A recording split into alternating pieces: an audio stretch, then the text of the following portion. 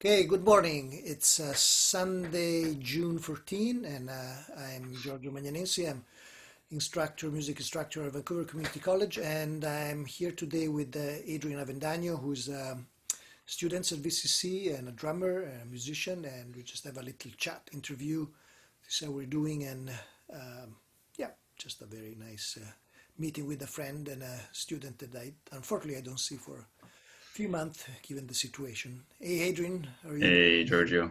Thank you so much for thinking of me for this. And A yeah, pleasure. Yeah, missing you all, and yeah, man. but Likewise, Giorgio. it's great to see you. So yeah, we just Likewise. wanted to have a little chat. And first, basic question: what first got you into music, and how did you come to this wonderful world? So That's like I was really lucky that my parents were super supportive of me like learning music. So like my the first thing that happened to me in music was my mom, I don't know, I was maybe 9 years old or something. And she asked me randomly one day, she's like, "Son, do you want to learn an instrument?" And I'm like, I didn't really think twice about it. I was like, sure. And I didn't really know what that was going to be. So we went to the local, there was a uh, little music school like for kids and stuff. And they have a list of like all the instruments that they teach. And at the very bottom was drums. And for whatever reason, that just resonated with me. And later on, as I go on, like it actually has some interesting significance. But at the time, I was just like, I don't know, it just kind of like I was like, cool, the drums, yeah, why not? And so yeah, like I guess signed up, and then the next week I come back for my first lesson, and that was basically it. Like I don't know, I just really enjoyed it, and I was very lucky to have very good teachers, and yeah, I just kind of just worked from the ground up, like basic technique, basic reading, and then yeah, and then in elementary school I was in the band. In high school, it was all in the bands in high school, like the classical band, the jazz band. In grade 10, my school didn't have any drummers in like the senior years. So basically, I ended up doing double duty. Like I played in all the junior bands and all the senior bands because there weren't drummers, and so I just kept playing. Basically, I just kept playing every day. super busy playing drums for everyone. Yeah. It's great. But now, then you arrived to VCC, and you study drums and you study. But you also do some electronics, and you have been Uh-huh. doing the new music ensemble. But your Uh-huh. drumming is, I think, as many of the students at BCC are coming to our school looking for education and techniques, but also knowing that there is an offering of a different view and an opening to, I mean, Yeah. different way of thinking sound and different way of approaching Totally. an instrument. Like, I mean, drums, you can play drums in many different ways, different styles. And so, how would you describe the music that you typically create or you're interested in, and how in that way you find working in that kind of environment useful for you in Mhm. collaboration and in relationship to the various activities that we have at VCC School of Music. So I think that's one of the biggest like uh, advantages of VCC as a school is just so diverse in the way that people approach their practice, right? So like for example, you like you're like showing us a different way of conceiving music than maybe necessarily like a jazz drummer would kind of think about. And so like and how it relates to me personally, like I definitely still am uh kind of a very well-rounded musician. So people call me to play some jazz. People call me to play some funk. I play I'm currently playing with Gamelan Bike Bike, and my some of my friends and I we formed a cumbia band, and but then I also get hired to do free improvisation, and like I've been helping organize uh, freeform jazz brunch at Lana Luz with our wonderful Conrad Joe Nardi and Andrew Laird, and yeah, we've so like yeah, I think for me like being able to have been exposed to um, a variety of ways of conceiving sound has just been immense for me. And I think for me personally, that's kind of the direction I kind of want to maybe kind of dive into more, just because of how like just how I guess like how inspired I was, like knowing that there's other ways of expressing, and knowing that there's a tradition in that, and exploring that, and because it's something that that I think we're not necessarily able to be exposed to unless you're connected with certain people that have gone into that, and so I feel super blessed that VCC has offered that to me, and through my own kind of exploration as well. It's kind of this this entangling of experiences, right, that kind of leads us to where we go. So Sure. Well, it's also, as you said, I think it's very important that there is a there is a good community of students and faculty. There is a just a very great camaraderie and openness into that dialogue. So that actually, I mean, I'm happy that you started that kind of impro series at Lana Luz in collaboration with some of the students. So we need more of that space to be explored because the school can offer space, but definitely, I mean, there are so many different ways we can engage the community outside. Okay, so now let's listen something from you, Adrian. yeah, so this segment will be from the performance from the 8 East Trading Places Improvised Music Marathon. So this is it'll be a little clip that I played with VCC alumni, amazing drummer Ben Brown, Yeah, and I think also VCC alumni Shane Krause yeah, playing baritone saxophone. That was a huge day for me, being able to play with so many heavy people. yeah. I And remember. I was there. Great. Well, let's listen to that.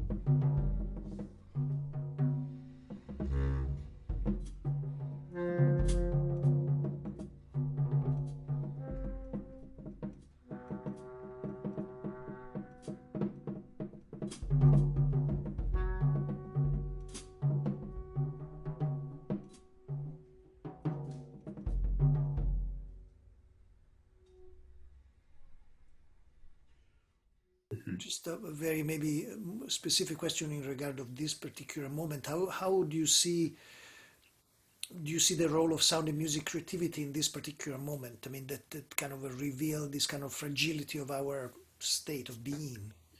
Totally. I think more than anything, like music and culture in general, is at the I think it should be placed very highly right now, because I think a lot of us are using art as a means to keep sane in our life right now, and I think it's just incredibly potent for us as a whole to be able to engage not only with art that has already been passed, but to be able to create something together with people that that you share uh, perspectives with, and even if you don't, like I think that's what's really interesting right now, like because we have different ways of connecting with one another. It kind of I think it allows for different groups of people to able to come together and create some sort of dialogue about where do we go from here, and I think that uncertainty is very potent in that sense, because it's going to allow us to maybe quote you, Giorgio, to envision something, to envision something that's different from what we're going through now. But I think in general, it's super important that we're able to support music and art, anything that promotes culture at this point, because as we see, like it's much more valuable than I think people realize, just for themselves individually. And I think as a community abroad, I think we really do kind of miss being able to have communion with one another. And yeah, I think right now is just kind of making the connections, having the time to kind of hone the craft, have new ideas, and then once we're able to open up a bit more, to just come back and just really cherish the fact that we're able to congregate, because I think that's something that I think we may have taken for granted for a while. Sure. I think also what you say is really important. I mean, the value of culture is not like such an intellectual value, like is always when you talk about culture, we think about these kind of heavy things, but culture is part of our way of being. The fabric of our communities is culture, is the way we are, the way we are able to relate to each other through different things. And sound and music has always been, universally speaking, like one of the most important form of community making, soul making of people Totally. from the very, very, long millennia past. And so, yeah, and also the congregation of people, the grouping and the assembling of group in around sound, in making sound. Yeah, as you say, maybe given for granted, or maybe institutionalized a tiny bit too much. Mhm. Maybe we can actually go back with a fresher vision about it and be more creative, and maybe require or demand also more space. But we'll see. But Totally.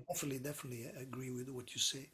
Okay, now we can go and listen to another little excerpt that you prepare for us. And Yeah. So this is a clip from a recent concert in Lima, Peru, in February, where I was invited by a good friend of mine, Kevin Suckdead, who is a electric guitar player, and he has a very good connection with a friend of his, Juan Pablo Esquivilla, and who is a upright bass player.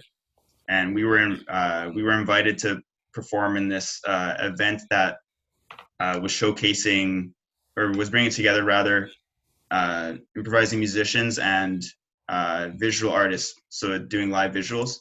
And great, so yeah, we did a trio improvisation, and the amazing Eleazar uh, just did his magic with the visuals, and it was really great, cool.